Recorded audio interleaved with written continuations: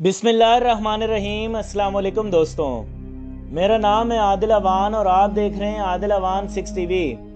Adil Awan 6 TV की एक नई इन्फॉर्मेटिव वीडियो के साथ हाजिर हैं। नाज़रीन इकराम, 8 मार्च 2014 को मलेशियन एयरलाइन का एक जहाज़ कोलालमपुर से टेक ऑफ तो हुआ, लेकिन वो अपनी मंजिल बीजिंग तक नहीं पहुंचा। आज तक किसी को भी मालूम नहीं हुआ कि ये जहाज़ गया तो आखिर गया कहाँ। लेकिन पूरे 8 सालों के बाद आखिरकार अब एक ऐसी उम्मीद मिली है कि ये जहाज इस वक्त कहाँ मौजूद है। नाज़रीन इकराम, ये बात है 8 मार्च 2014 की, यानी आज से तकरीबन 8 साल पहले।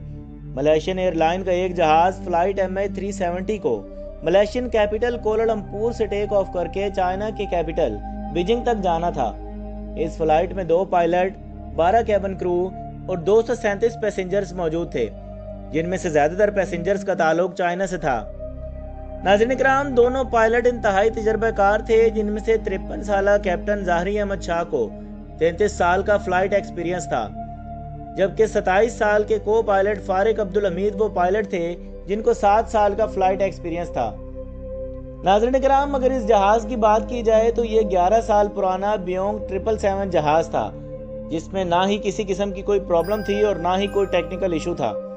ये मलेशिया और चाइना के दरमियान चलने वाली एक बिल्कुल नॉर्मल फ्लाइट थी, जो रोज़ाना 5 घंटे और 34 मिनटों की परवाज़ करके मलेशिया से चाइना या चाइना से मलेशिया आती जाती थी। नाज़रीन इकराम, लेकिन आज का दिन इस फ्लाइट के लिए भी किसी किस्म की तरह का नॉर्मल नहीं था।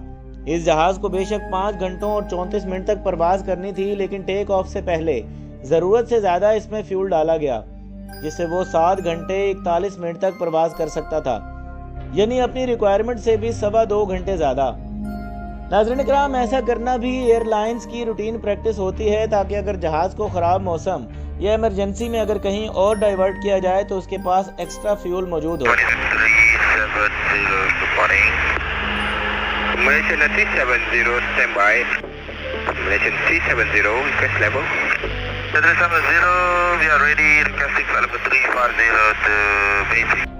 नाज़रीन इकराम, ये दिन था 8 मार्च 2014 का और रात के 12:42 पर फ्लाइट MH370 ने रूटीन के मुताबिक कोलालमपुर से टेक ऑफ किया। फर्स्ट पायलट ज़ाहरी टेक ऑफ से पहले और इसके बाद भी Kuala Lumpur air traffic control tower से डायरेक्ट राब्ते में थे। नाज़रीन इकराम, टेक ऑफ करते ही जहाज़ ने अपनी डायरेक्शन साउथ एशिया सी की तरफ कर दी और ठीक 20 मिनटों के बाद, यानी रात के 1:09 पर जहाज में लगे ट्रांसपाउंडर ने अपनी current GPS location Kuala Lumpur air traffic control tower को रिडार को भेज दी। नाज़रीन इकराम, अभी तक तो सब कुछ ठीक चल रहा था। इसके ठीक 10 मिनटों के बाद, यानी रात के 1:19 पर जब फ्लाइट MH370 मलेशियन हवाई हदूद से निकलकर वियतनाम के एक हवाई हदूद में जाने लगा, तो कोलालमपुर के कंट्रोल टावर ने आखिरी बार फर्स्ट पायलट ज़ाहरी से राब्ता किया और ये अल्फाज बोले, Malaysian 370, Malaysian 370, contact Ho Chi Minh 120.9, Malaysian 370। नाज़रीन इकराम, इसका मतलब था कि अब MH फ्लाइट 370 को वियतनाम के शहर हो ची minh के कंट्रोल टावर से राब्ता करना चाहिए। फर्स्ट पायलट कैप्टन ज़ाहरी ने ये मैसेज सुना भी और इसका जवाब भी दिया, गुड नाइट MAS 370। नाज़रीन इकराम, ना ही कंट्रोल टावर को पता था और ना ही कैप्टन ज़ाहरी को कि ये उनका गुड नाइट वाला मैसेज MS 370 से मौसूल होने वाला आखिरी मैसेज होने वाला है। ये वो वक्त था जब फ्लाइट को टेक ऑफ किए अब पूरे 37 मिनट गुजर चुके थे। अब नॉर्मली तो होता यूं है कि जहां जहाज़ जब तक अपनी मंजिल पर नहीं पहुंच पाता, उस वक्त तक वो अपने रास्ते में आने वाले किसी भी बड़े एयरपोर्ट के एयर ट्रैफिक कंट्रोल टावर से राब्ते में रहता है, और यहाँ भी कुछ ऐसा ही होना था। लेकिन सब कुछ जो नॉर्मल हो रहा था, अब वो एबनॉर्मल होने लगा। अपने आखिरी मैसेज के ठीक 3 मिनटों के बाद, यानी रात के 1:21 पर फ्लाइट MH370 अचानक रिडार से गायब हो गई।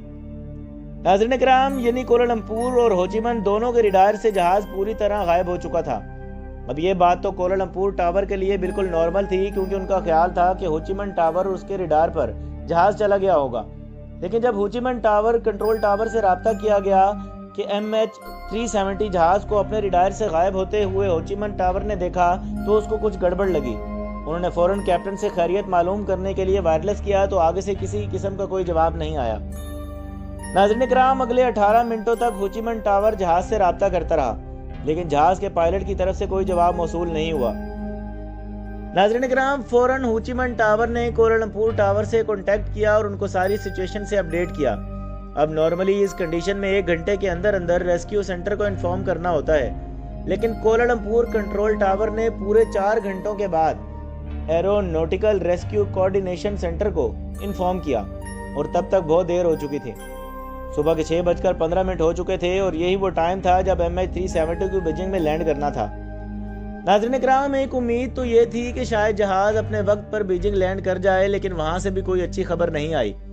खैर, सुबह के 6:32 पर ठीक उस जगह जहां से प्लेन गायब हुआ था, वहां एक सर्च ऑपरेशन शुरू कर दिया गया, जिसमें 7 ममालिक की 34 शिप्स और 28 एयरक्राफ्ट और फ्लाइट MH370 को गल्फ ऑफ थाईलैंड और साउथ चाइना सी के बॉर्डर पर ढूंढना शुरू कर दिया, लेकिन बदकिस्मती से वहां प्लेन का नामो निशान तक नहीं मिला।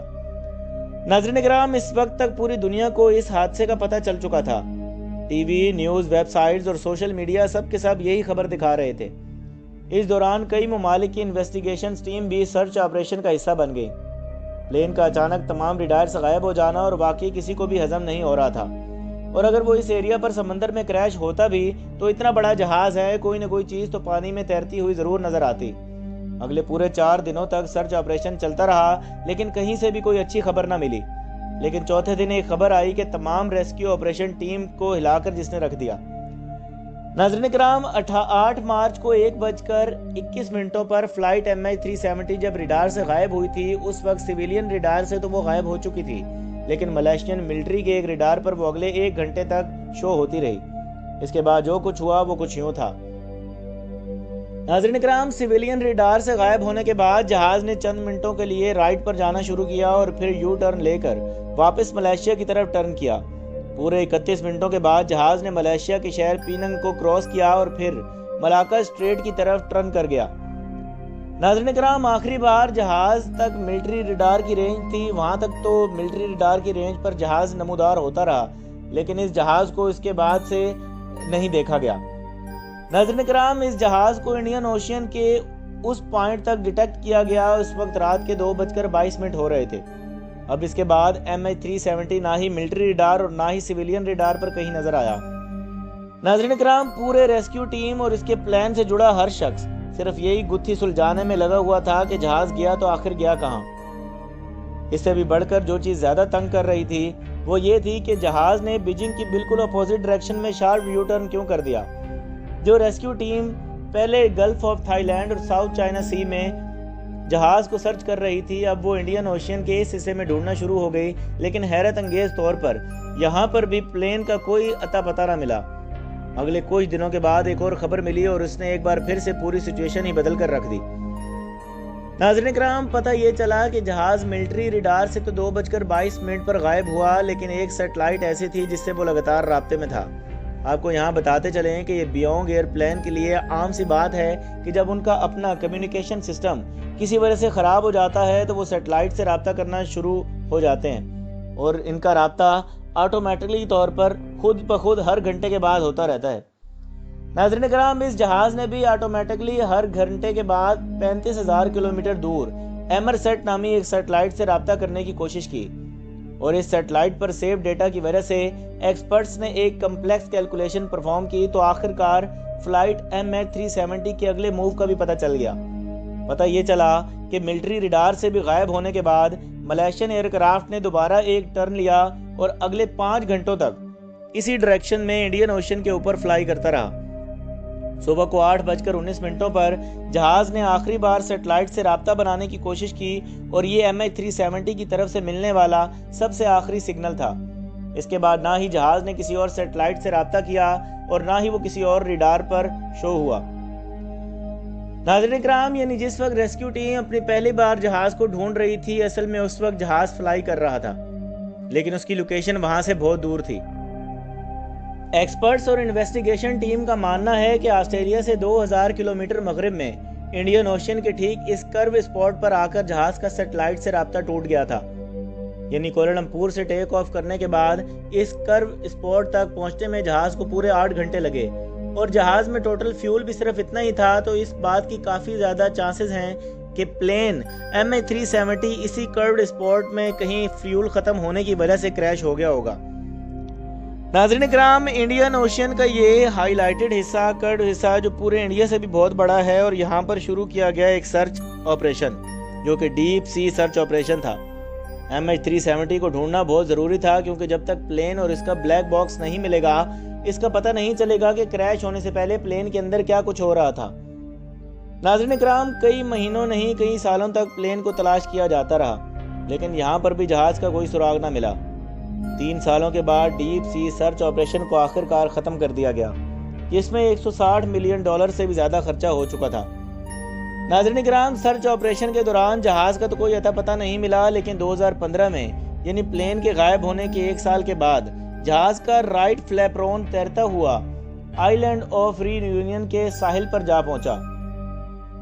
ناظرین کرام، یہ جہاز کا وہ حصہ ہوتا ہے جو لینڈنگ کے وقت کام آتا ہے، اور ملنے والے اس فلیپرون پر جب تحقیق ہوئی تو ایک اور خوفناک حقیقت سے پردہ اٹھا۔ ایکسپرٹس کا ماننا ہے کہ جس وقت MH370 پانی میں کریش ہوا، اس وقت یہ فلیپرون ایکسٹینڈڈ نہیں تھا، اور افسوسناک طور پر اس کا مطلب یہ ہے کہ جہاز پانی پر کریش ہوتے وقت اپنی نوز کے بل سمندر میں جا گرا۔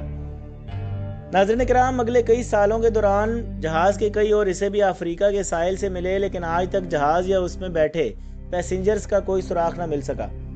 ملیشین فلائٹ MH370 کے اندر غائب ہونے سے پہلے کیا کچھ ہوا، یہ آج تک کسی کو بھی معلوم نہیں۔